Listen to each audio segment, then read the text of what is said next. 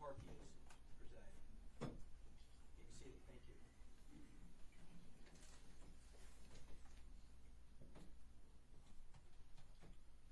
People of the State of Michigan versus Marcella Chidester. Case number 241971FY. Names for the record. Your Honor, Jeff Yorkie on behalf of the people.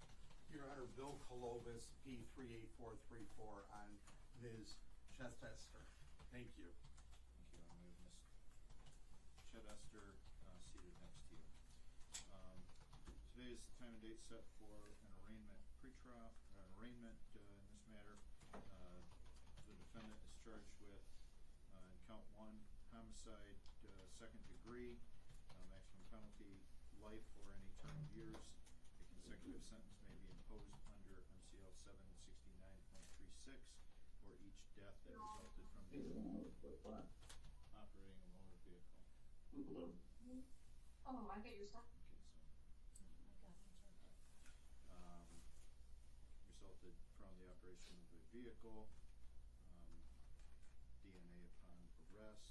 Count 2, homicide, second degree, same maximum penalty. Count 3, operating while intoxicated causing death, maximum penalty 15 years and or $2,500 to $10,000 monetary sanction.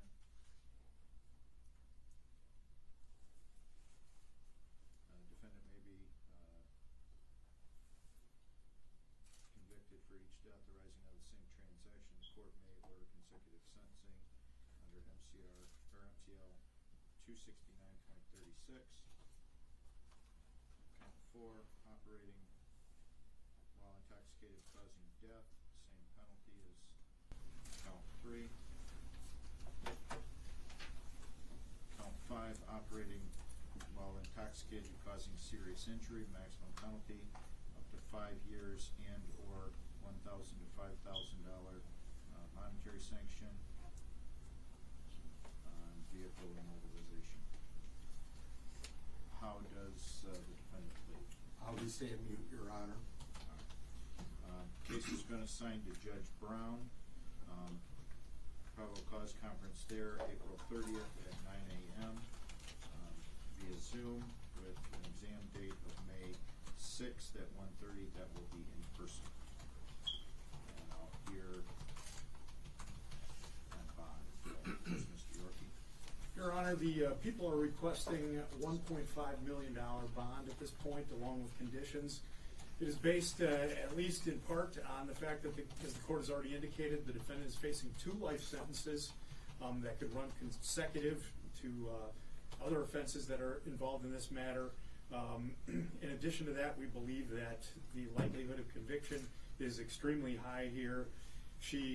We have ample video evidence showing exactly what happened during this incident. And finally, Judge, the defendant suffers from a very severe substance abuse issue, corroborated by friends and family members, and she creates a very high risk to the public. For all those reasons, we believe that a $1.5 million bond is in order in this particular case. Your Honor, again, Bill Kolovis on behalf of my client. Your Honor, I think the court has served in the judiciary for many years and understands and appreciates that at an arraignment, the client has not been found guilty. We don't have prejudgment penalties. What we do have here is somebody, when looking at bond, any favorable and unfavorable facts. The favorable facts are my client is 66 years of age. My client has no record whatsoever. In fact, she has never even received a traffic ticket of the 50 years of driving. She's better than I am. In 60 years on this earth, she's never had any traffic involvement. She's never had any law enforcement involvement. I think that adds a little credibility to her side of the table. In addition, she's owned her residence, which is about 400 feet from where this took place, for 40 years. She's retired from a position and was living a peaceful life with her husband in retirement. What the prosecutor fails to mention to the court is that she has a history, and even the neighbors in the news media has said that she drives like a little old lady when she drives. You got to drive around her. That in addition, that my client has a history of having seizures. And this history has lasted since last November. It started of an epileptic type seizure in her legs. In fact, that's that day she was treated for it. It's not like her to drive. Yeah, exactly. She was drinking. If I may continue with all due respect from everyone, a search warrant was executed at the bar that was allegedly where she was at. The bar showed that she had one glass of wine 4 hours prior to 3 o'clock, between 11 and 12, and a bowl of chili. That was confirmed with a search warrant of what the receipt was. In addition, that no doctor told her not to drive. The doctor told her not to drive for a number of months, very few months, and then she could operate a vehicle. About a month prior to this accident, Your Honor, because I want the court, I'm not doing a trial today, but I want the court to know everything in setting the bond. That this is not a monster. It's horrible what happened. Absolutely horrible. I have 2 children. It's absolutely horrible. But some things we don't have control over.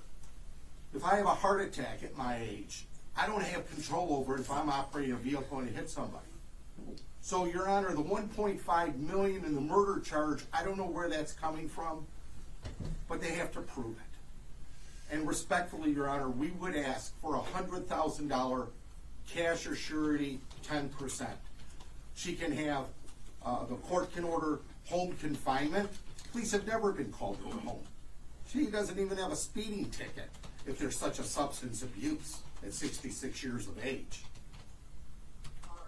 So we're asking for home confinement along with $100,000, 10% cash or surety. In addition, she can have an alcohol monitor. Any violation whatsoever, bond revoked. But she gets medical treatment. Absolutely gets medical treatment. In fact, they have all the prescriptions she's on at the jail, which are numerous because of the paralysis she gets once in a while in her legs. And it's all documented, and I'll bring forward the medical records. So we're burning somebody at the stake by just craziness, just crazy words being that because there's been deaths, which is horrible, absolutely horrible. But we have to go back and say, how did it happen?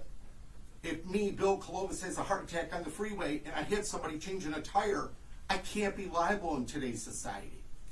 Yeah, but your ass wasn't drunk and you didn't purposely run to that shit, so they're 2 different things. Again, let me repeat. They did a search warrant and it showed 1 glass of wine 4 hours prior. Thank you, Judge. Yeah, I respond, Judge. Your Honor. How do you keep those? Not hit no break or turn. Because sometimes you have a seizure and your legs freezes up. Your Honor, there is no indication whatsoever in any of the evidence that we have uncovered in this case that the defendant suffered from a seizure at the time of this incident. In fact, quite the opposite. A very long investigation has occurred. There was a preliminary breath test done which indicated that her blood alcohol level was significantly over the legal limit. What's more is based on, she indicated herself that she had some seizure issues and she was on some medication and that she wasn't supposed to be drinking, but admitted that she had been drinking that day. So she is a danger to this community, and that is illustrated no clearer than the 2 dead children that she is directly responsible for. A $1.5 million bond in this case is a gift, and that's what I'm asking the court to consider. How do you save the community from... The rumors are that she drinks in her car in parking lots. excuse me, rumors. Hopefully they don't have rumors on any of the people here today. In the state of Michigan, if you have a seizure, Your Honor, may I continue? Yes. Thank you. she took my two I'm grandbabies. gonna start, We removing almost killed people 3 of from the mine on Zoom the same if day. we keep getting this interruption. I don't know if you can mute for right now. Your Honor, again, if it's the safety of the public, there's no history whatsoever. Number 2 is she can be put on an alcohol tether. Number 3 is she can be put in her home. If she violates her home to go get her mail, she can be picked up and put in without bond. We'll stipulate to that.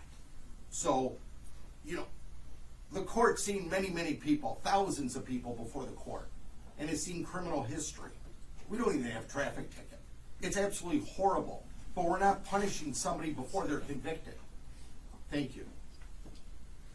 Any victims wish to address the court?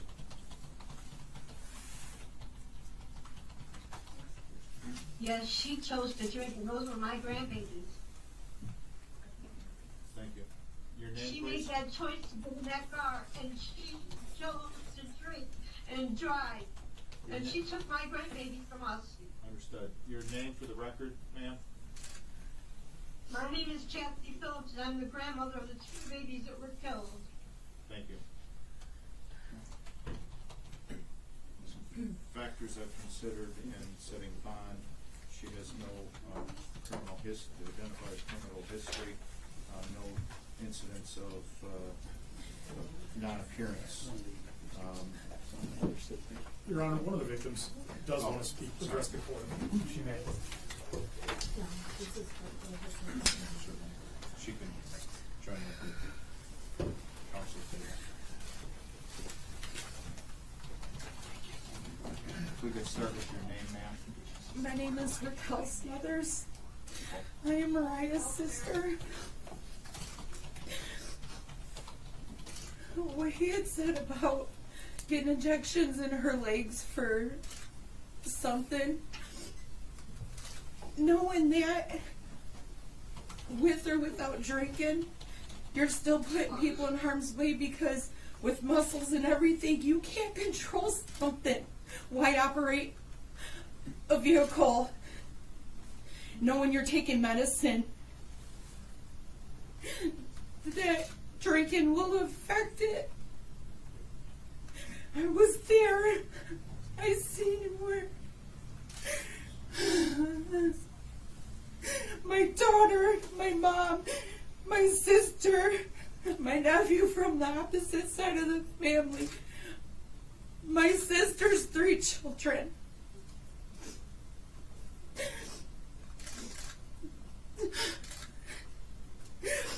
We were supposed to be planning a birthday party for Zane, not a funeral.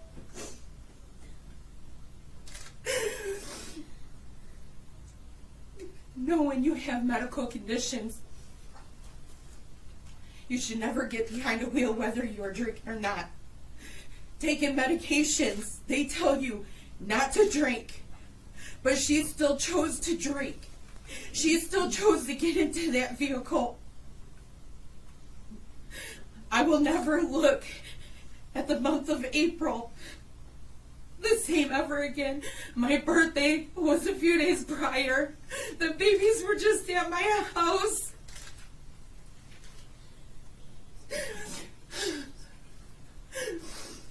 My niece with her flawless curly hair loved to dance.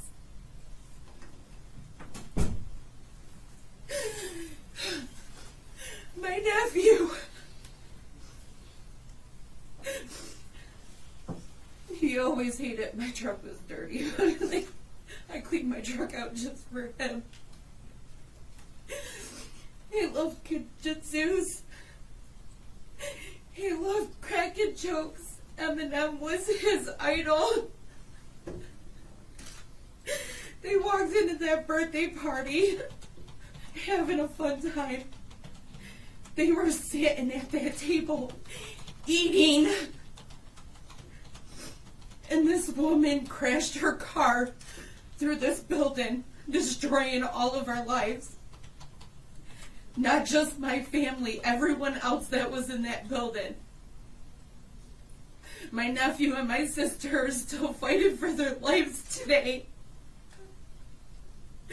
I had to be the one to tell my sister her babies were gone when they removed her ventilator yesterday.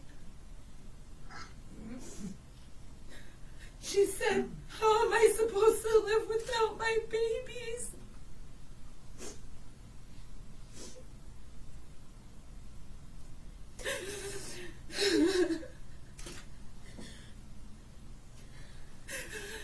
Nobody should ever have to go to a birthday party thinking that they're gonna die. Medical history or not, every medication tells you not to drink. She knew it. She shouldn't have done it. I had to see my deceased niece and nephew. I had to see their very last moment before their car was removed. I seen it. And my sister can't decide what she wants. And then babies, I can tell you right now, cannot have an open casket. It's a horrible, dramatic thing. I cannot close my eyes at night without seeing the babies and what they look like. No, I'm done.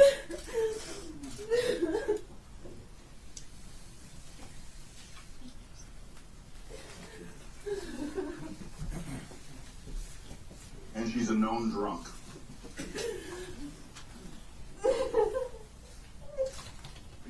To her credit, she does have ties to the community.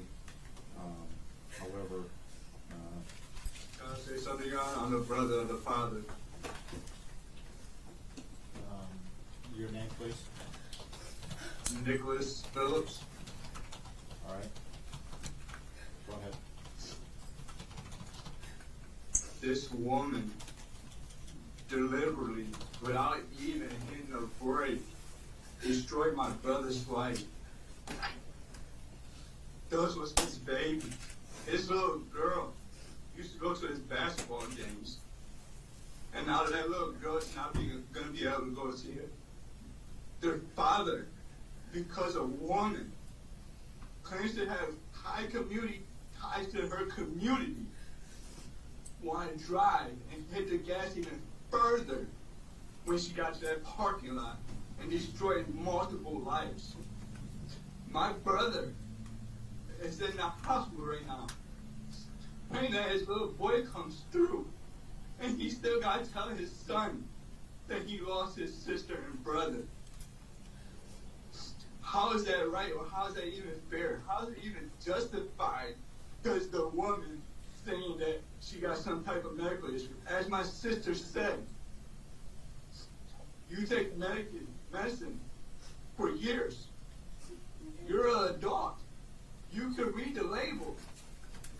It says do not drink. And you can't sit here and tell me one drink that would do that. You can't. I'm a high educated man. You can't tell me that.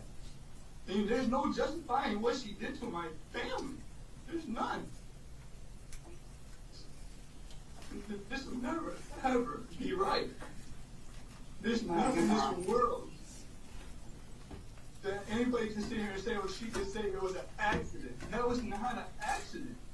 I know what accidents look like. That happened all the time on the freeway. If she was not drunk as people claim it, her house is 3 houses away from what she did. Why didn't she just go home? Why did she? It's right there. 3 houses away from where she did that stuff that she did to my brother's family. 3 houses. Why didn't she go home? Thank you. So you as a defender, you should feel ashamed for even trying to stick up for only one drink. One drink don't do that, sir. And it never will. Thank you, Your Honor. Can I say something? Your name, please? Rosemary Stead. Go ahead. I drove there. My 3 children were there.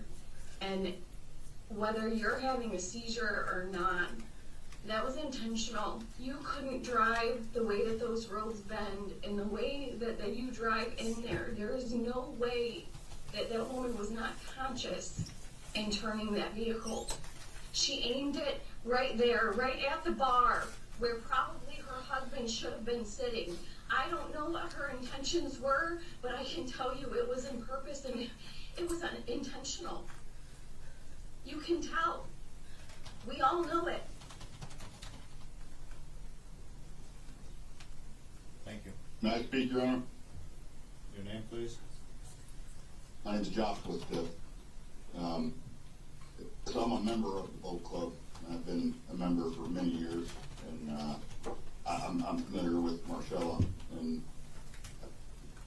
during my 10 years of being a member of the boat club, most of the time I've seen her, she's been highly intoxicated, and I've watched people try to walk her out the door dozens and dozens of times. And you know, one of the things that aren't brought up here is the fact that she hit a vehicle down the road and a tree down the road. And I believe that that it wasn't intentional, but I do believe that it was a situation where she was trying to flee and run from what she had just done down the road because she shouldn't have been driving.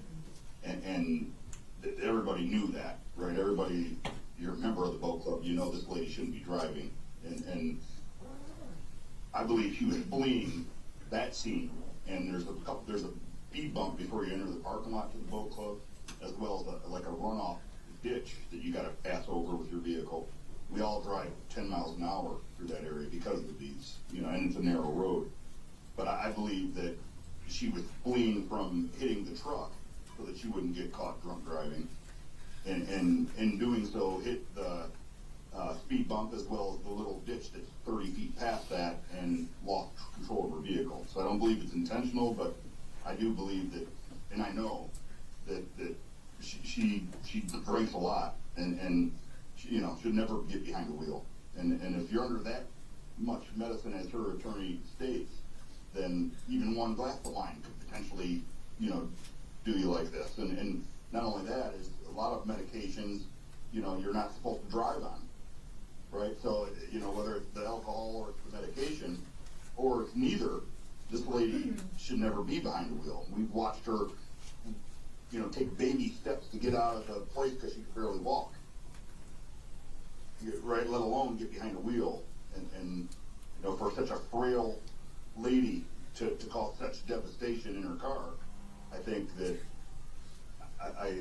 I think that she shouldn't be freed on bond because of this.